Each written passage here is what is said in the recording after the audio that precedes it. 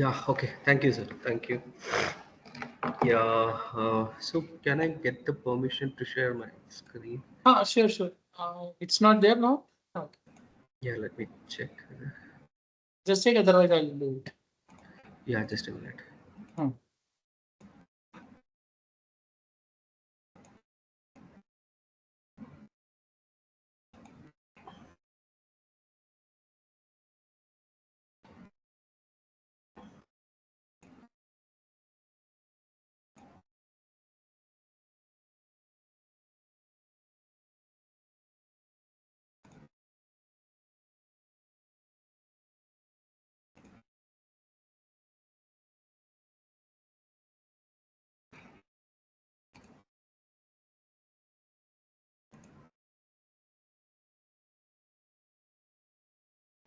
Actually, this Yeah, yeah.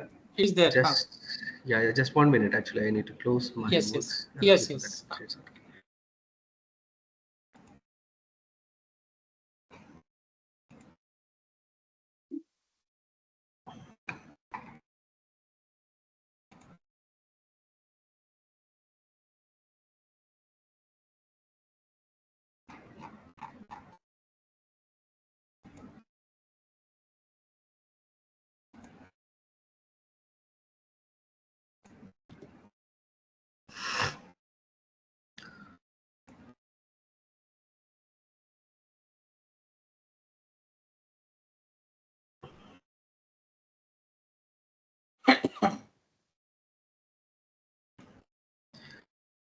Yeah, is it visible? Yes, yes, The yes. PPT? PPT also visible, but right now it is not in slide mode. Yeah, yeah. That's fine. Yeah, now I think it's more visible. Yes, Uh, yes. yeah, yeah, Now it is in slide mode. yeah, yeah. So shall I start? Yeah, please go ahead. Yeah, yeah. Okay.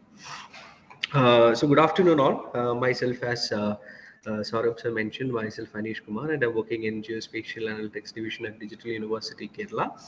Okay, so I hope you already had an introduction about the remote sensing, various remote sensing processes, about the platforms, about the electromagnetic spectrum, and all these things. So our session will be a very short one, and it will be a prerequisite for tomorrow's and day after tomorrow's hands-on session. So I'll be dealing with some of the key concepts of the upcoming tomorrow and day after tomorrow session. It will be land use and land cover classification session.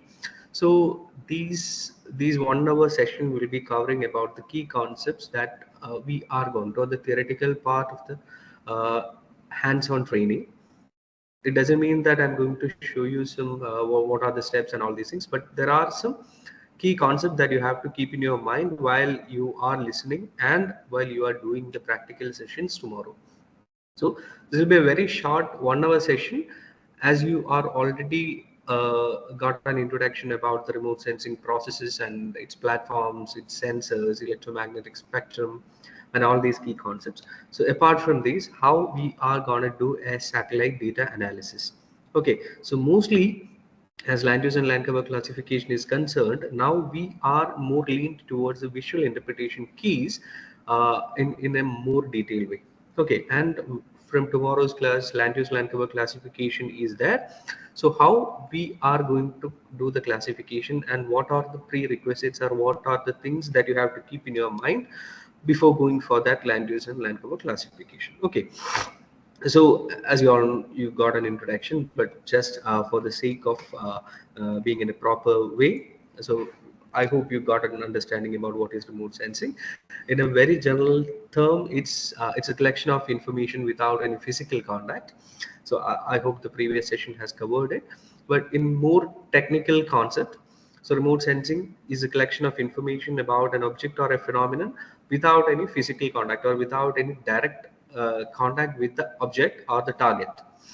Okay, so these information collection is being gathered, or this process is being completed by using different instruments. Okay, there is sensors, and these sensors are fitted on some platforms.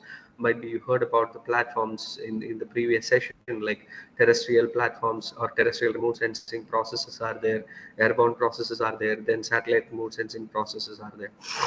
Okay, so basically remote sensing is a collection of information without any physical contact with the object or the target. Okay, so from these you could understand like there are a lot of applications of remote sensing. Hope that's also covered. So then again, environmental monitoring, agriculture, urban planning, and all a lot of spectrums and a lot of domains are there for as the application of remote sensing. Okay, now,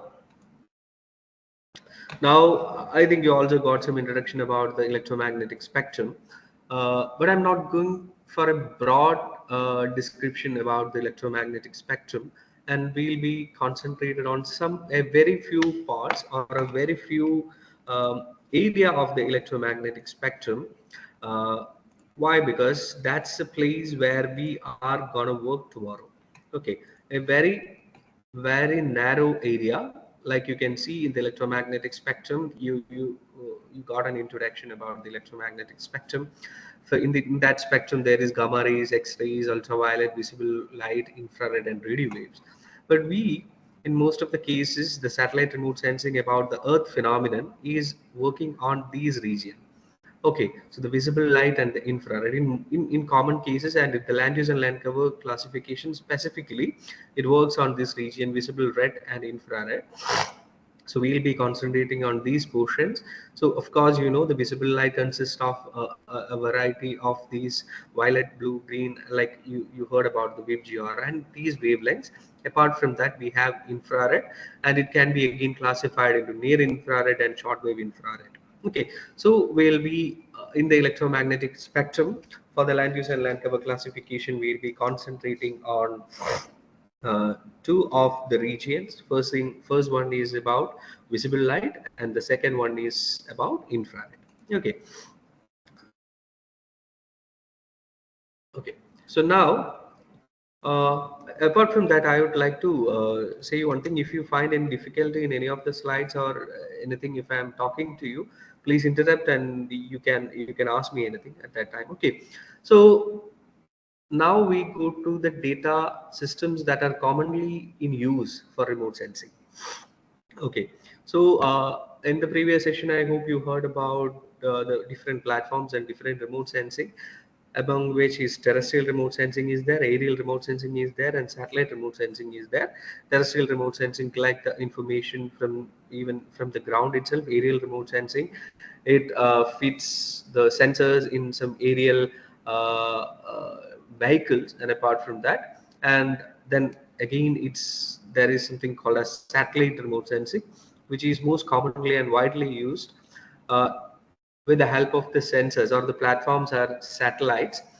These sensors have been fitted in the satellite, and the satellites are capturing the images, and those images are we using. So apart from that, now we have another kind of a platform which is called as UAV, or unmanned aerial vehicles. We commonly call them as drones. Okay, we commonly call them as drones. So satellite images and UAV images are the most commonly used kind of satellite or remote sensing data systems nowadays. Okay, so now tomorrow's session in land use and land cover classification, we basically are going to use satellite images. Okay, so we already know that there are paper images, aerial photographs, satellite images, and drone images.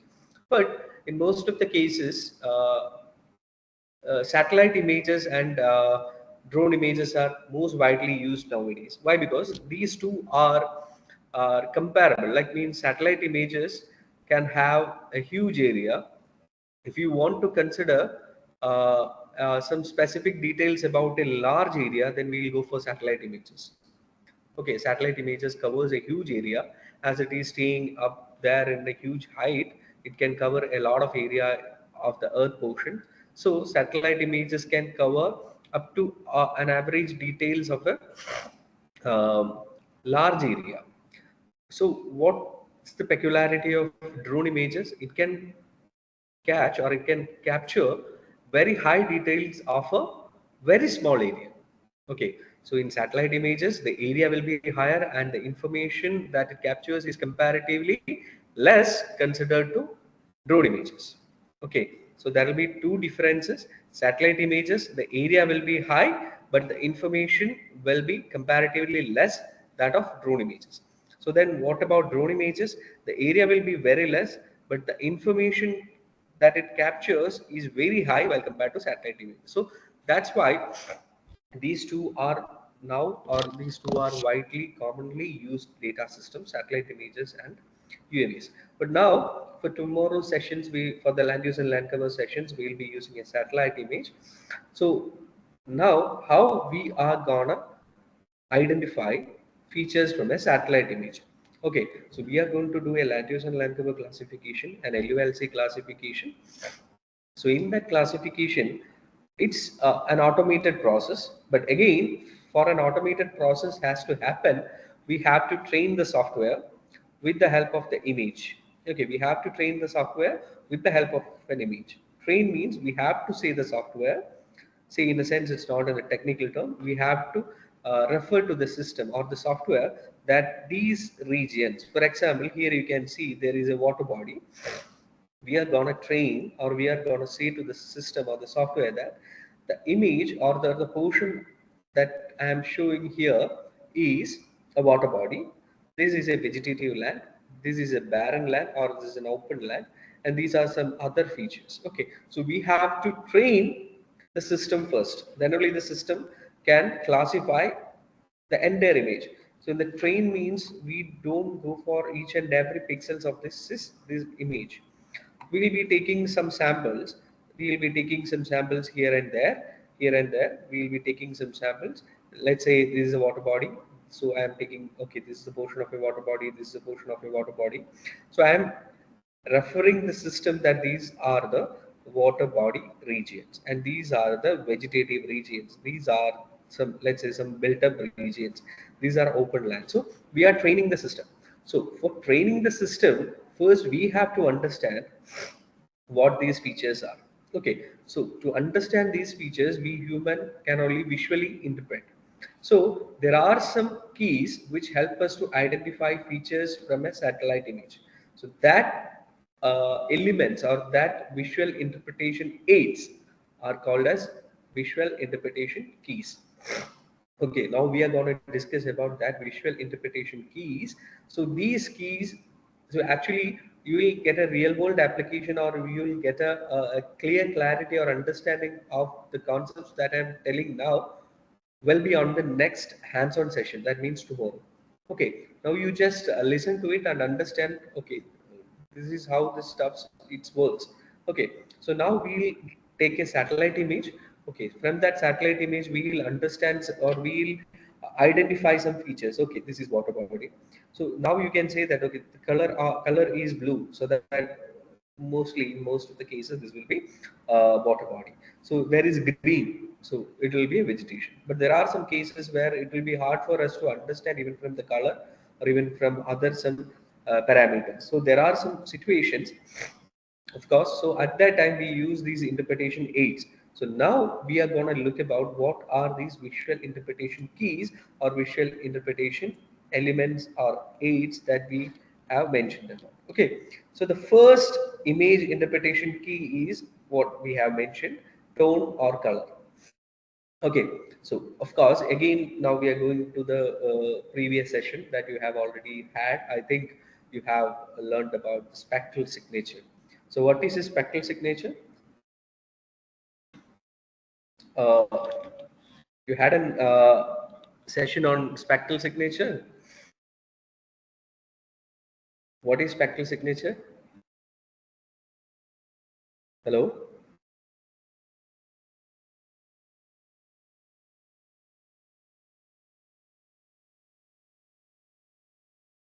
Hello? Am I audible?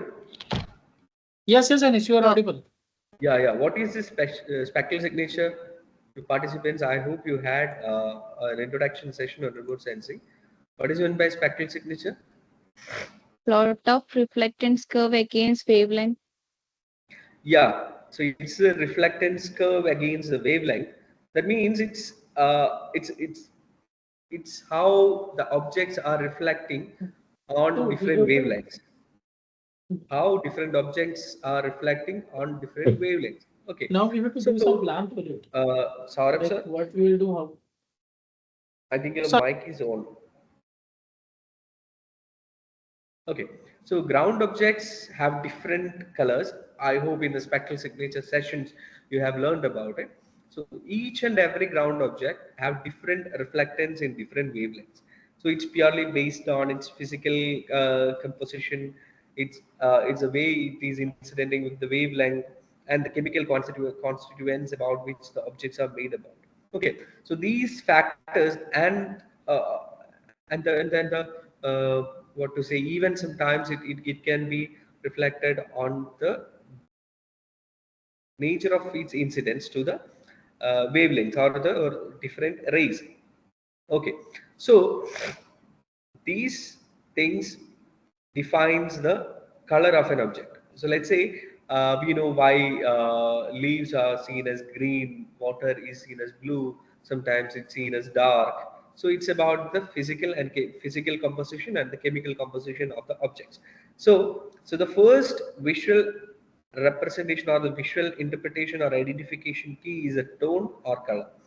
With the help of the tone or the color, we can identify an object. So here in the image right here, you can identify that there is a green patch out here, which is a kind of a vegetation. And you can also see there are some brown patches. Okay, so there is a green patch and there is a brown patch. So from these you can identify that this is a green vegetation and this brown patch is a dried up vegetation. Okay, here you can see there are some discontinued patches of green colors. So that green color means there is a greenish vegetation and also there is a dried up vegetation. So the first interpretation key is a tone or color. So with the help of this tone or color, you can identify whether if it is a water body, whether if it is a vegetation, or whether it is a dried vegetation, or whether it is a healthy vegetation, whether it is a built up area, whether it is some kind of a water body or whatever it is. Okay, so the first image interpretation key is tone or color. Okay, so the next one is about the shape. How shapes helps to identify a feature, because in this image you can see that here it is a greenish color, and from the image itself I think you can understand this is a kind of a forested area, because this green or this greenish area doesn't have a shape.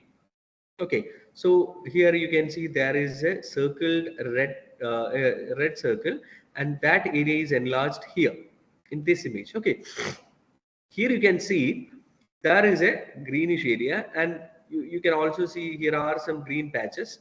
Okay, here it is green and here it is green. Now while you are trying to identify it with the help of a color, you can see that this is a vegetation and this is also a vegetative area, but there is a difference, as it does not follows, this region does not follows any particular shape. Okay, this region doesn't have any particular shape. That means it is a natural vegetation.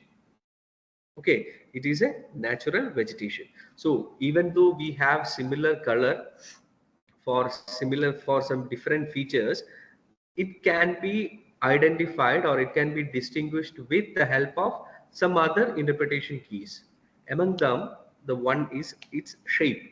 Okay, how this shape influences is that a natural vegetation, that means a forest or similar kind of a stuff, doesn't have a particular shape. Okay, a forest doesn't have a particular shape, but at the same time, a man-made agricultural farmland will definitely follow a shape. Okay, even though both are in green colors, here this vegetation doesn't follow a shape, but here it follows a shape. So it has a typical human intervention, so that it has a typical edges, it has a typical shape. Sometimes it's circular in shape, sometimes it's square, sometimes it's rectangle and all. So the first interpretation key is color, and the second interpretation key is the shape. So here you can understand a feature with the help of the color and with help of the shape. Okay. So actually I want to confirm, is it clear? Or are you getting what I'm talking about, or is there any confusion or any problem about my how I am talking to you. Is it clear to you all?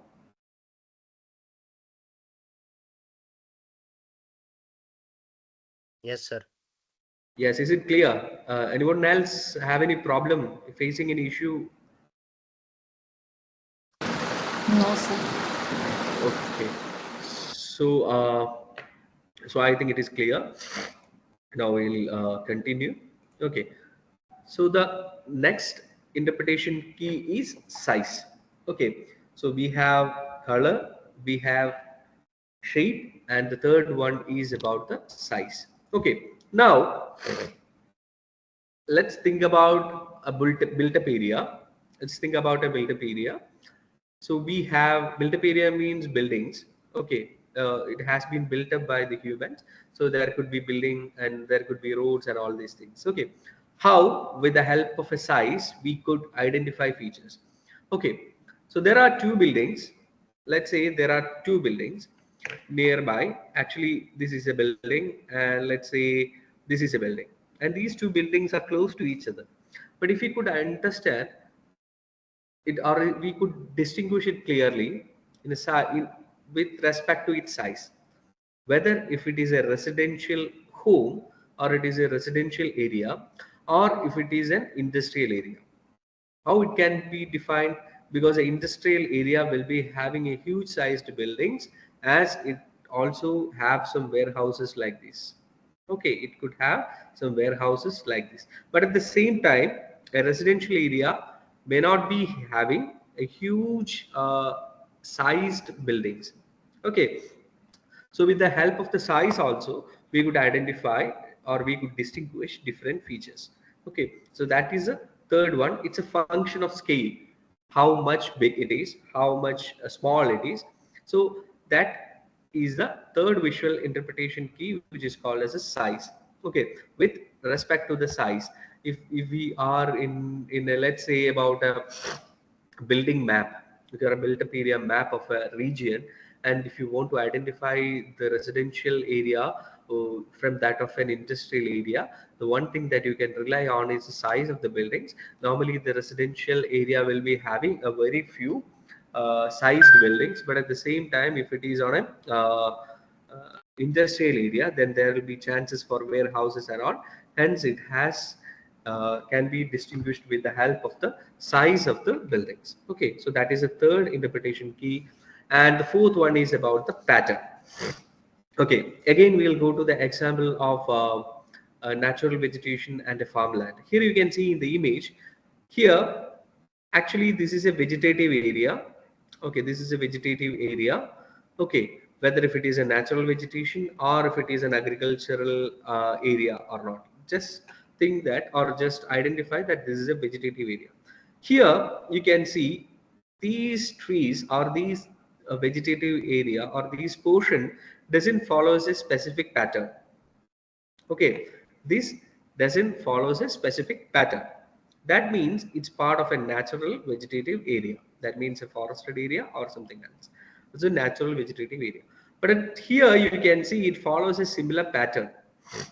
Okay, it forms a similar pattern in a regularly spaced, or it follows the same tone or color or a texture. Okay, so from that you can identify that, okay, this is some human intervented agricultural area or some that kind of a plantation.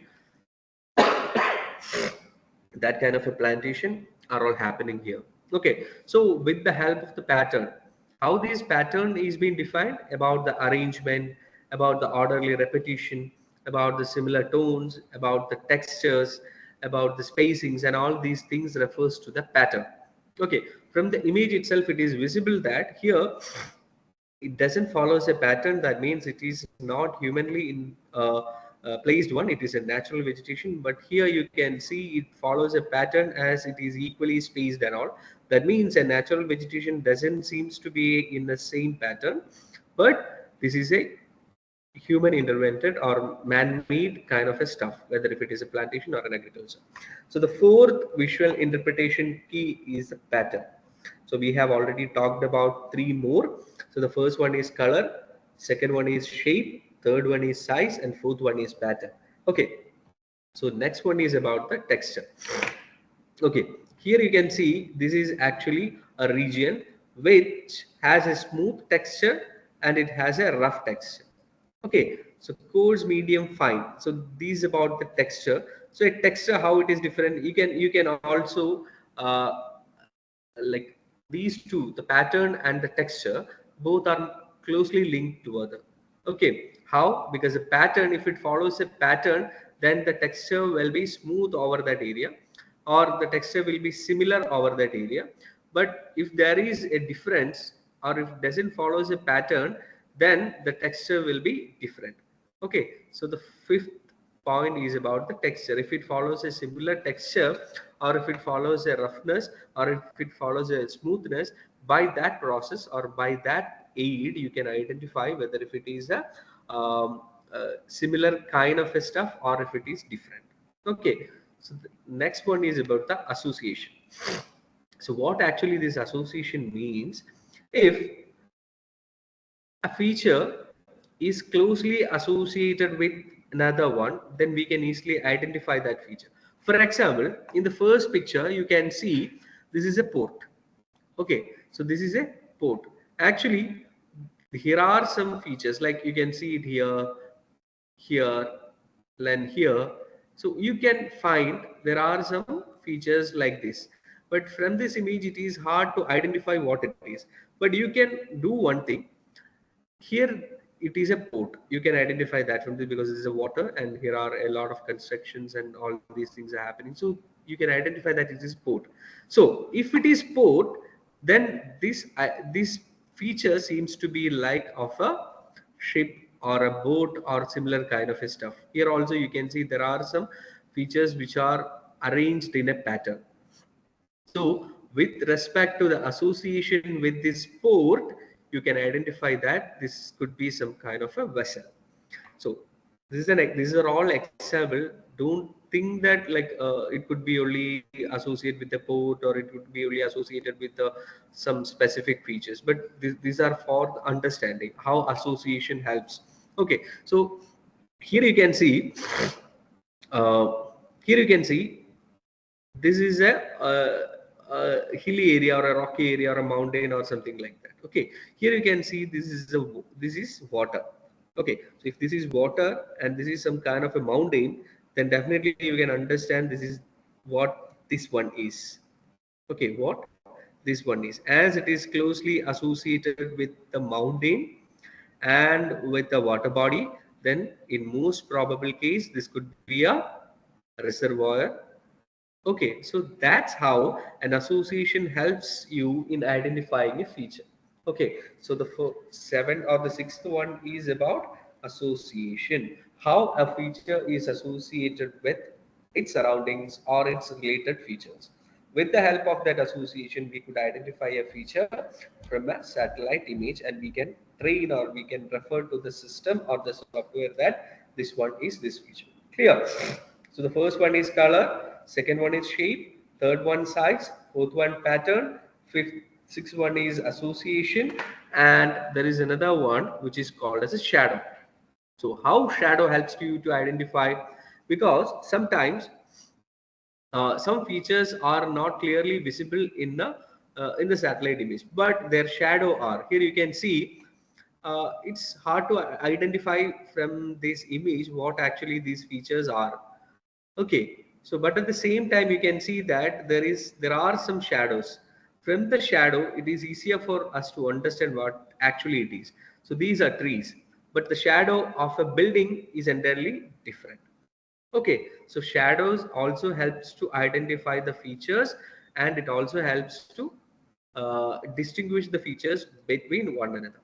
Clear? So these are the seven visual interpretation aids that we are going to use tomorrow. Okay, that we are going to use tomorrow means you are not going to apply all these things are like you're going to give for shadow, you're going to give for color, nothing. We'll be using a satellite image. From that satellite image, you will be trying to identify each feature and you are telling to system, okay, this is a vegetative area. Okay, I got the confirmation that this is a vegetative area from the color, from the shape of it, or from the pattern of it, or from the shadow of it. Okay, now you are going to the system and you are going to tell the system that okay, this is a water body. Okay, I confirmed it from the color, then I confirmed it from the association, I confirmed it from the shape, or I confirmed it by the way it is being showing in the satellite image. Okay, now next one. Okay, this is a built up area, or these are buildings. Okay, I identified from the satellite image that these are built up area. How I identified it? Because about the reflection color and about the shape, because buildings will be having a proper shape. Okay, a proper shape. Okay, then about the pattern, if it is a residential area, then definitely it will be having a pattern, and definitely it will be having a texture.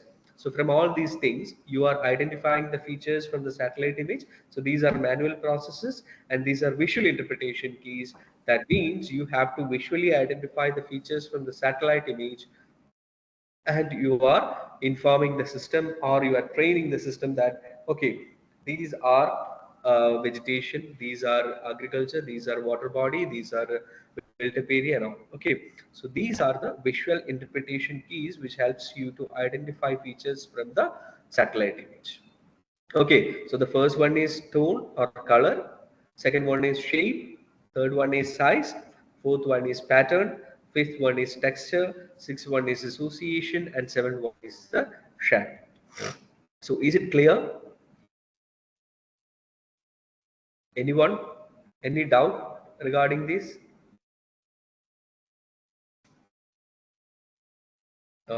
I hope everyone is clear. So then we'll go to the next point. So I hope in the previous session, or in the session in the forenoon, we have gone through some concepts like true color composites and false color composites. So what actually a true color and what actually a false color composite is? Basically, human eye can see only three color, or that the combination of that colors, like RGB. We say it as RGB, red, green, and blue. So, as you all know, there are three bands. Okay, in the visible spectrum, uh, an image like if you are seeing a photo, your photograph, you are taking a photograph in your mobile and you are watching it in your mobile, and you can see it as such. Okay, how you looks like, and you are taking that photograph and you can see it as such. So how it is possible? Let's say if I am going to let like flower, yeah, image, yeah. So this is a flower. Let's say I have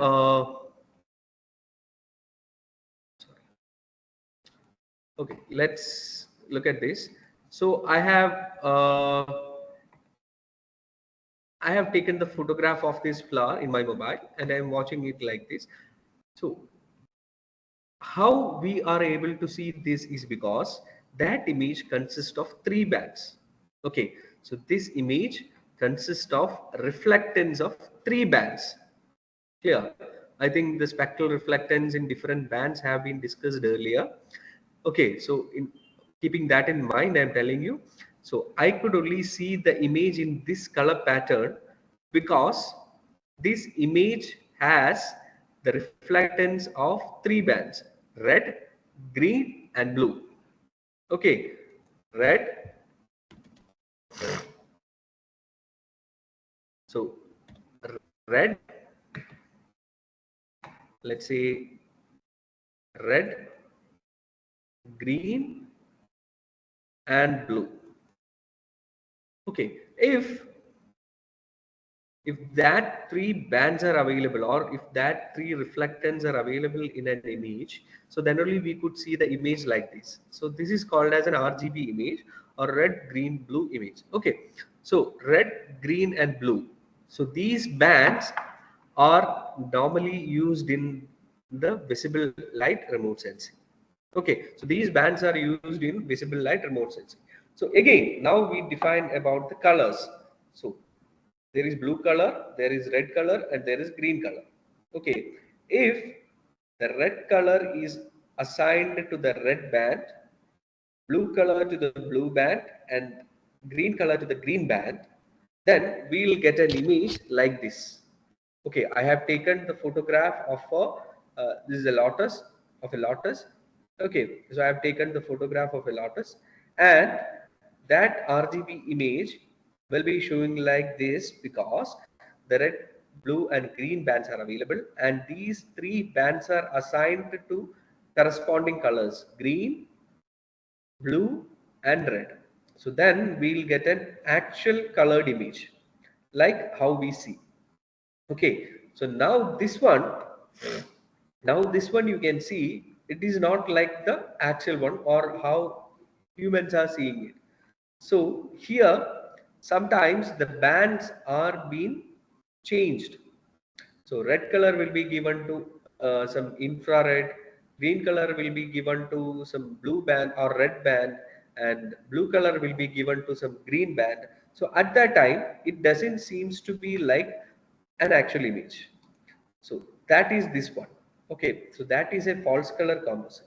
So true color composite means the bands, the corresponding bands are being assigned to the corresponding colors correctly.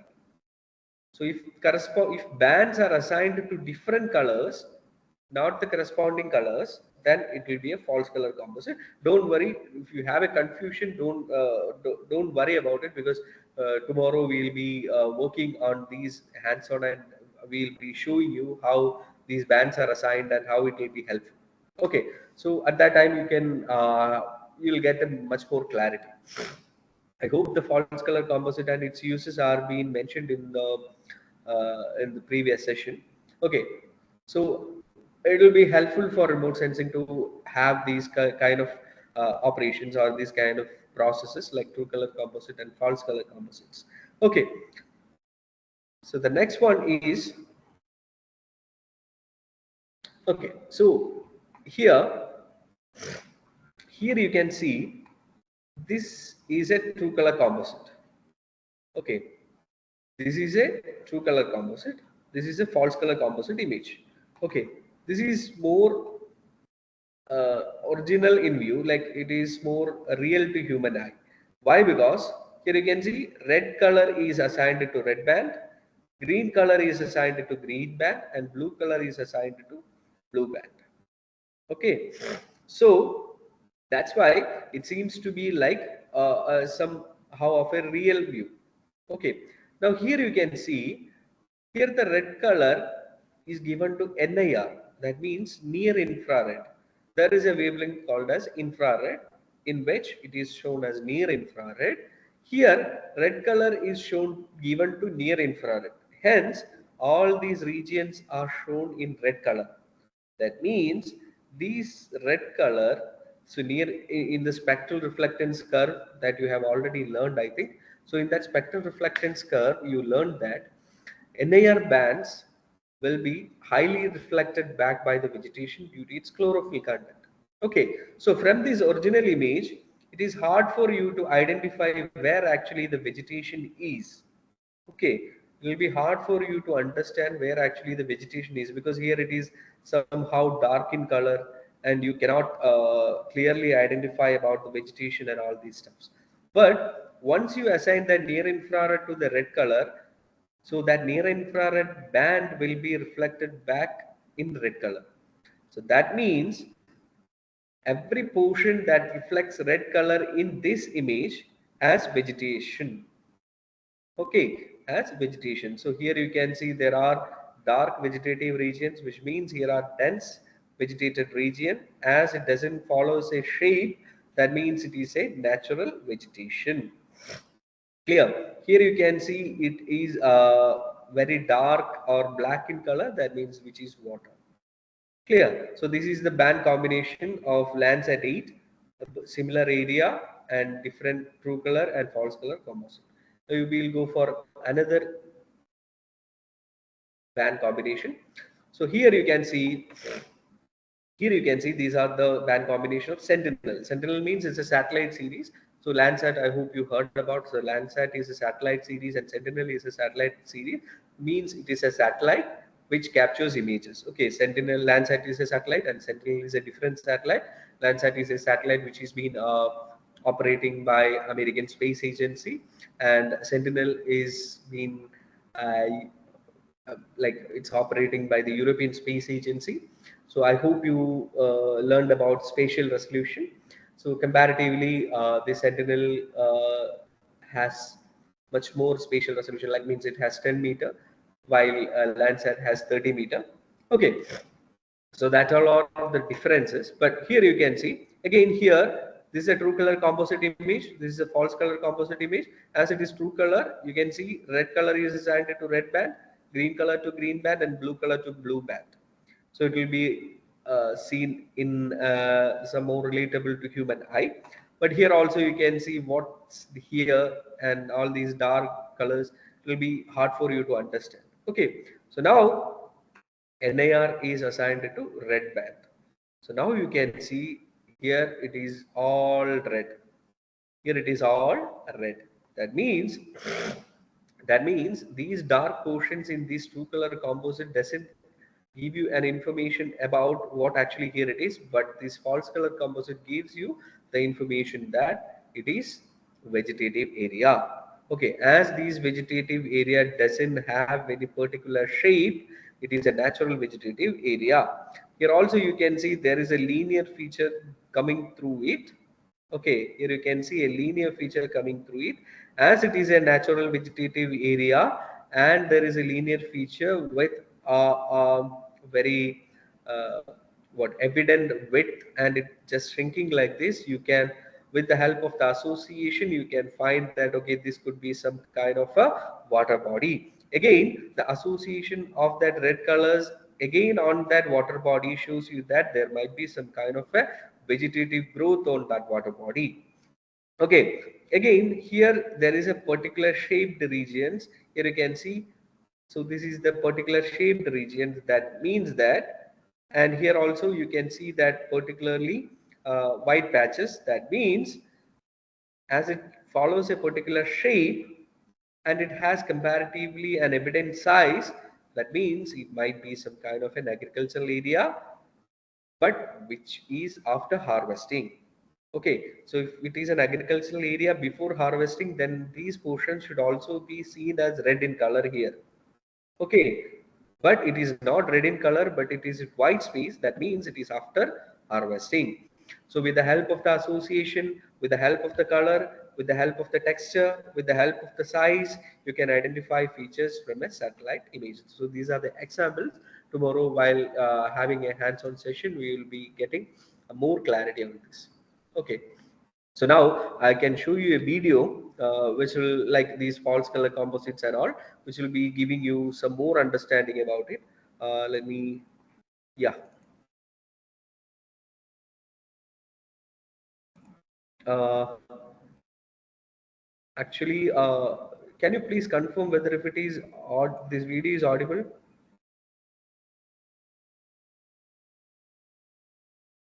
Is it audible? No. No, sir. No. Okay.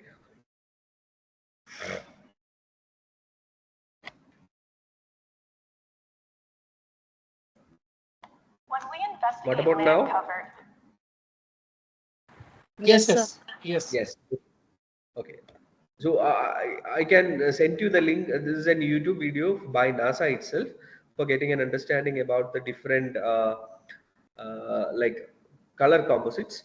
So I can send you the link. You can watch it detailedly later, but just through the process you will get an understanding right now. So please listen to it. when we investigate land cover using the instruments aboard Landsat satellites, we collect sets of data for different wavelengths. Some are in the infrared, and others correspond to blue, green, and red visible light. We can combine any three of the images to create different depictions of Earth's surface. What you're seeing now is a Landsat image of Florida, E3 infrared. See, and other so this is telling about the Landsat satellite. So here, it's the first band is coastal aerosol, second one blue, green, red, and all these things. So now, correspond to blue, green, and red visible light. We can combine here you can see This is the blue band, this is the green band, and this is the red band. And these three bands are selected for the process or analysis, and these three bands are assigned corresponding to those colors, blue, green, and red. Okay. Find any three of the images. Here you can see this blue band is mapped to blue color. Okay. Green band is mapped to green color, and red band mapped to red color. So that means corresponding band is assigned to corresponding color. So hence it will be a real world depiction. Clear? Create different depictions of Earth's surface. What you're seeing now is a Landsat image of Florida, made with data from the blue, green, and red visible wavelengths. We call this a natural color image because it looks approximately like what we would see with our naked eye if we flew far above Florida.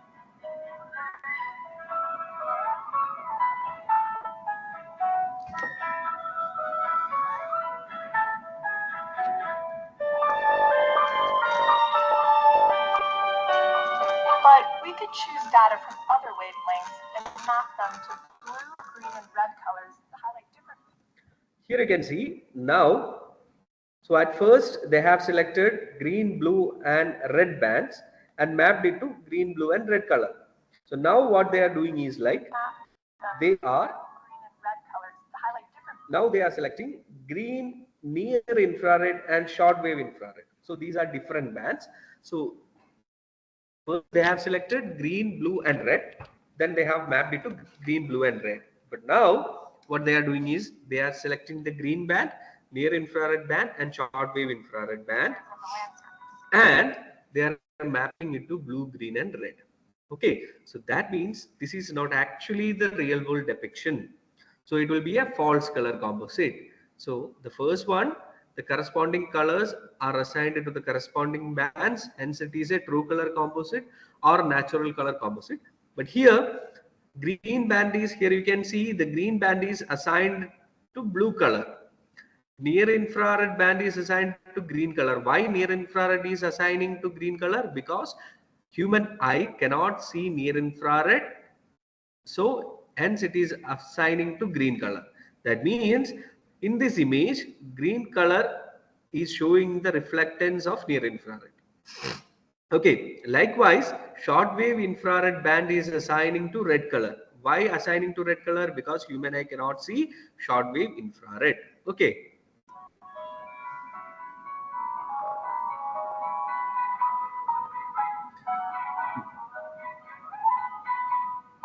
Now here you can see this is not actually the real world depiction. So the real world depiction looks like somehow like this, because here there is a patches of green and all. Okay, but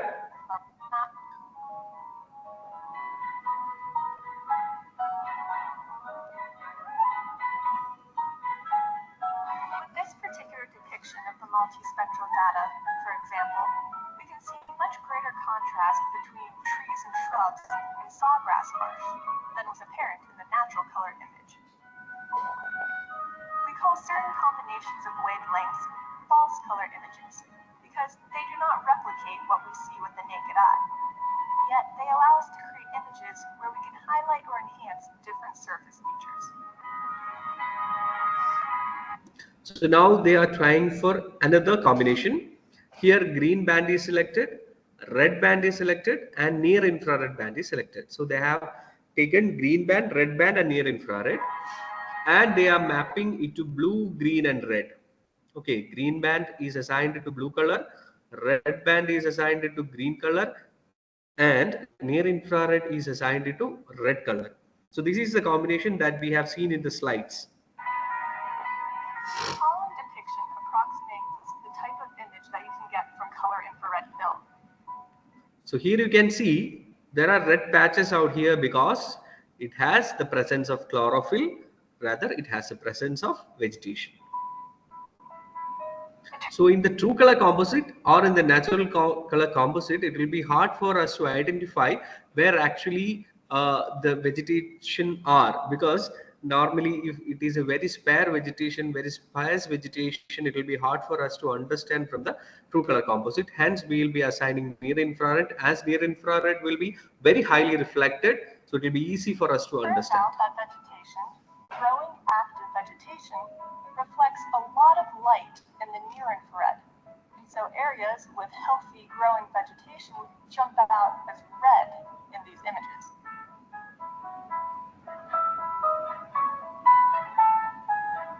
You can easily distinguish the healthy agriculture more clearly than you can in the true color image. Here you can look at the three different depictions. So now this is the comparison. The first one, this one is a true color composite. These two are false color composite. Why this is a true color composite? Because the corresponding bands are assigned to the corresponding colors. Here the bands are assigned to different colors, not the corresponding one. Okay. Of the multispectral data used to create these images. And you can see how the surface cover appears different with some features enhanced in the different depictions.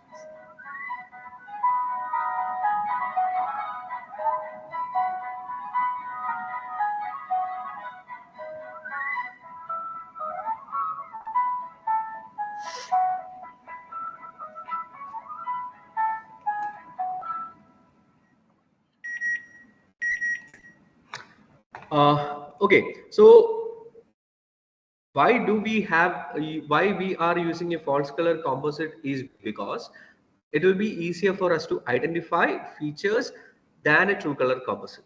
Okay, for example, near infrared will be reflected highly by vegetation. Okay, so it will be near infrared. Using near infrared can be helpful for identifying vegetative cover. So like if you are going for water, short wave infrared will be reflecting water very highly, so that will be easier for us to understand about the water regions and all. Okay, so using a false color composite rather than a true color helps you to identify features very high. Okay. Okay. Okay, so is it clear, all of you?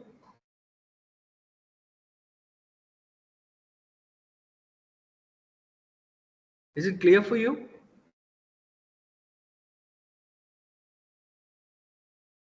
Yes, sir. Clear? Anyone, any doubt regarding this? I hope it is clear. I think it is clear. But if you find any difficulty, so don't worry.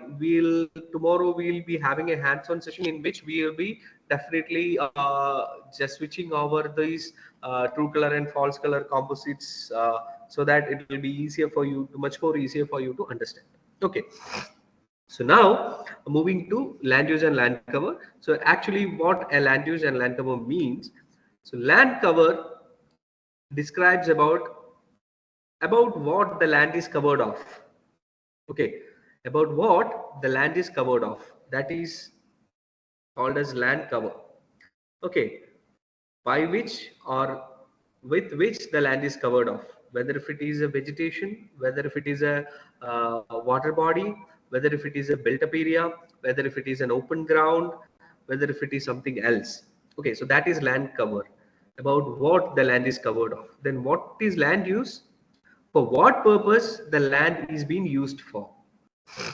Okay, so just think of a situation of a land cover. If it is a vegetation, the land cover is vegetation, then in that land cover there could be a different classification for the land.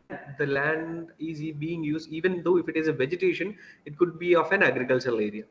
Okay, it could be a forested area, it could be a wildlife. Okay, it serves for, or else it will be some kind of a recreational or a tourism area. Okay, so that is land use. Now you go for, again, in the land cover, if it is a built up area. Okay, so buildings, it is covered by buildings. Then the land use might be, it could be a residential area, it could be some kind of what commercial area, or it could be some kind of another, again, for some entertainment purposes or all that kind of things. Okay, again, when if you go for water body, what it is actually, whether if it is a pond, whether if it is a lake, whether if it is a ocean and all these things. So both these land use and land cover are used together, but it has a slight difference. So you cannot separate a land use and land cover. You cannot say that okay, land use is this and land cover, it is closely related. So land use and land cover is closely related, but just identify that land cover is with which the land is covered off, with what thing the land is covered off, and land use for what purpose the land is being using for. Okay, so that is land use and land cover. Okay, so these are the applications. It has natural resource management, wildlife habitat protection, and all these things. I think these are all been already discussed. Okay, so now about the classification. So even though you know land use and land cover classification is there, what actually the classification is? So this is the level 1 classification and this is level 2 classification. So actually this is by United States Geological Survey. So if there is an area, for example, you could say Mumbai, or you could say like the entire Maharashtra. You take entire Maharashtra. So you want to create a land use and land cover map of Maharashtra, and there is a possibility of classifying the Maharashtra, the state of Maharashtra, in different ways. Okay, so the first thing is you can classify the entire built-up area as one. Okay, entire built-up area of Maharashtra as a single one, or else you can again classify the entire built-up land of Maharashtra into different classes or subclasses like residential, commercial, industrial, for transportation, for industrial and commercial complexes, and all these things. Okay, again, either you can go for the level 1 or again you can go for the level 2. So level 2 will be some more very detailed. Okay, for like say for some planning purposes and all. Okay, so either you could go for level 1 like agriculture, urban, then forest, water, wetland, barren. Here it is tundra and all. So this is by the USGS. But again, I could say you a very more clear example. Like let's think about the state of Maharashtra again. So you can classify it to the built-up land, vegetation, agriculture, water body, and open land. Okay, this is a kind of a classification. Again, if you want more detailed, again you can go for this vegetation into natural vegetation, and it could be some kind of other plantation and all these things. Okay, again if you want to go for the agriculture, then again you can go for the subclasses. Okay, again you can go for the water body, then again you can go for the subclasses. Okay, so there are two kind of classes and classification procedures are there. Okay, now about the actually, this is what we are going to do tomorrow. In land use and land cover classification, there have two classification techniques. First one is supervised classification and second one is unsupervised classification. Okay, so keep the terms in your mind: supervised classification and unsupervised classification. So what is supervised classification? The term itself, it says that supervised. That means someone is supervising. So who is that someone? The user. That means me and you. Tomorrow you are going to do a classification in which you are supervising the process. That means you are telling to the software that these regions or these portions of the satellite image belongs to water body. Okay, these portions belongs to agriculture. These portion belongs to built up area. That means you are supervising the process. By how? You are training it. Training it means you are telling to the system, okay, this portion is water body. So that is training. So that's why it's defined as training sites.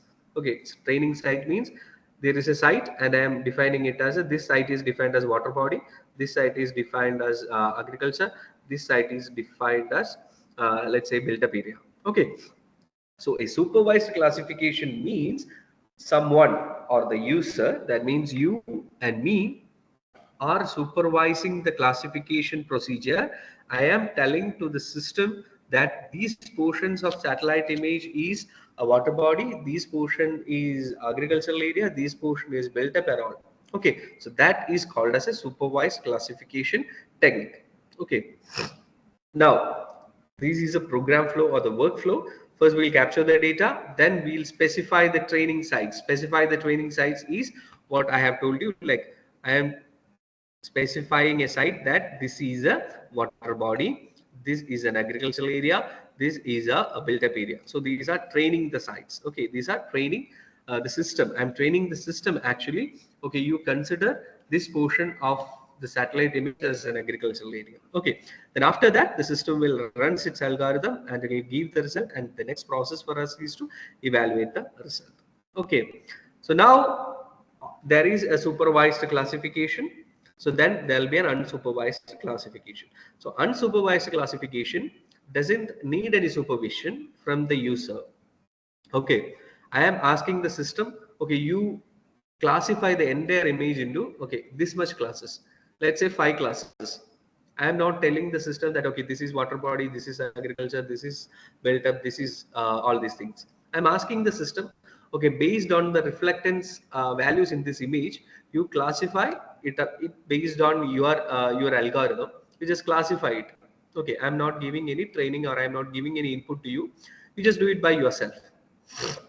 That means we are not giving any supervision. So it is done by the system itself. But the problem is like there might be or there are errors because the system doesn't know that okay okay this could be coming under this one and this could be coming under this one. The system based on the reflectance value. Okay, so again, what about the reflectance value? Even the water has blue color and at some portions it has dark color. Okay, dark let's say gray color or dark gray color. But what happens is that the system will classify it into 2. But if I am supervising and I am training the system that, okay, this dark color and this blue color belongs to the same class, then the system will classify it into the same class.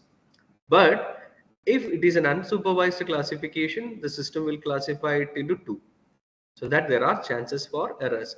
Again, this is the process flow. First, we will collect the data, then we will select the class. Select the class means I am telling the system, okay, classify it into 5 or classify it into 10. Then it will run the algorithm and it will give a result. So that result may not be as perfect or as correct as a supervised classification. Okay, so there are basically 2 classification methods and 2 classification processes in land use and land cover classification technique. The first one is supervised classification and second one is unsupervised classification. So supervised classification means a user supervises the classification process or procedure by giving training sites to the system. Okay, so giving training sites to the system and we are asking or we are training the software to work accordingly and classify accordingly. So that is supervised classification. In unsupervised classification, we are just only asking the system to create this much number of classes, but that doesn't seems to be correct all the time. Okay, so that is the difference. So tomorrow we are going to work on supervised classification. We are visually identifying features from the satellite image and we are training the system by giving training inputs and training sites and equipping the system or the software that you classify accordingly what I have told you or what I have given you the input. Okay, so this is how it works. Is it clear?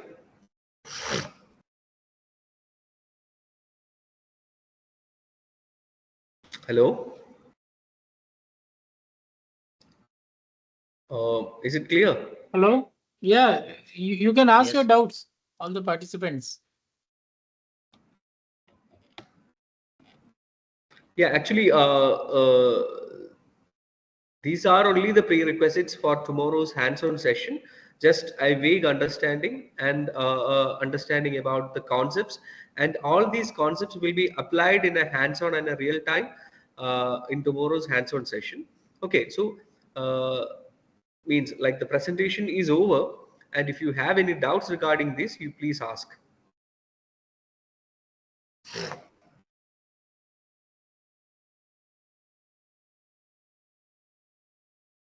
Nimmi, and you able to hear me? Nimmi? Hello. Yes, sir. Yeah. So, do you have any doubt or everything is clear? I think, is there any disadvantages or advantages of this supervised or unsupervised classification, Yeah, or any examples for occasions using this classification system? yeah, actually, you can go for like supervised and unsupervised classification has its own advantages and disadvantages, like what I have mentioned. Supervised classification, the advantages, if you ask for me, the advantages, supervised classification uh, gives you more better results. Okay, because we are training the system, so it will be giving you more advanced and accurate results. Okay, so that is the first advantage of supervised classification. The second one is like, as we are training the system, the spatial resolution or I think you heard about the spatial resolution. The spatial resolution of the satellite image need not to be that much higher. Okay, we use supervised classification in Landsat images with 30-meter resolution, in LIS images with 24-meter resolution, even in Sentinel images with 10-meter resolution. But for an unsuper, so like that's a second advantage in supervised classification. The data shouldn't be that much have that much spatial resolution. Okay, but in supervised classification, if you ask me for the disadvantages, it's a time consuming process because you have to give the training sites, because you have to train the system.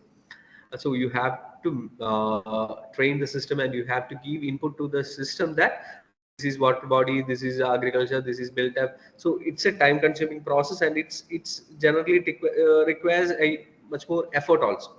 Okay, so that is a disadvantage of supervised classification. If you are going for an easy task and you are not worried about the results, then you can go for unsupervised. Okay, so in unsupervised classification, there is no need of training or nothing. You just enter the image and you ask for, okay, classify the entire image into this much classes. So there is no time consumption, there is no effort, nothing. And you just ask for the number of classes. So the results will be compromised. Okay, so then again, if you want much more good results in unsupervised classification, then you should go for very like superior spatial resolution. That means if you have a satellite image or a drone image of almost let's sub-centimeter level resolution, like say 0.5 meter, not sub-centimeter, sub-meter, like 0.5 meters, or let's say 2.5 centimeters, 10 centimeter resolution satellite image, then you can go for unsupervised classification because the image has that much data and the area is very less, so that the transition will be comparatively less, so that the unsupervised classification gives you much fairer results. Okay, so the advantages and disadvantages are this. For a supervised classification, you will get better results, but the time consumption and effort is very high.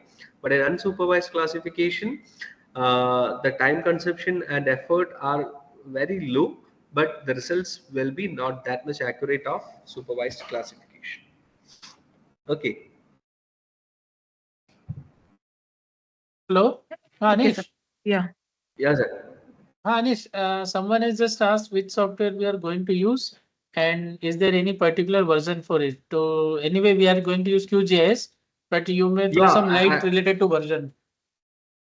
yeah. Actually, I have yesterday shared you that installation guide. Na?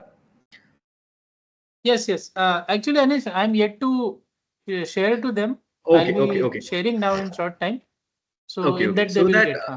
yeah, yeah. So in that itself, actually, sir will be sharing you an installation guide of this QGIS software.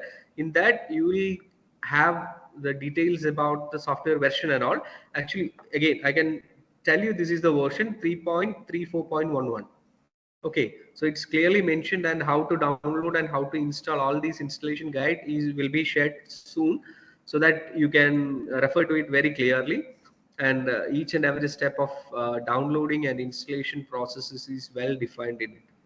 Okay, so again, if you want to know the software version, it is 3.34.11. Yeah. Yeah, also make sure that follow that guide, because as this is an open source software, there are two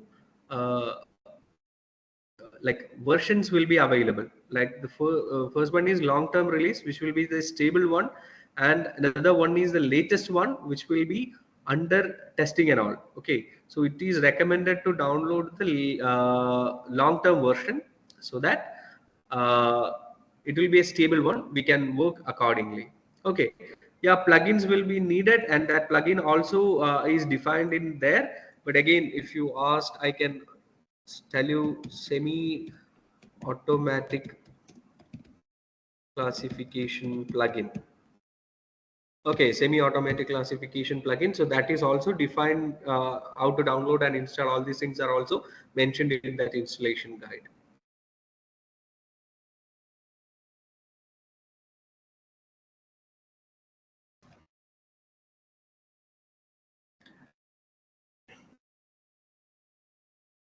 Is it clear? Yeah, thank you.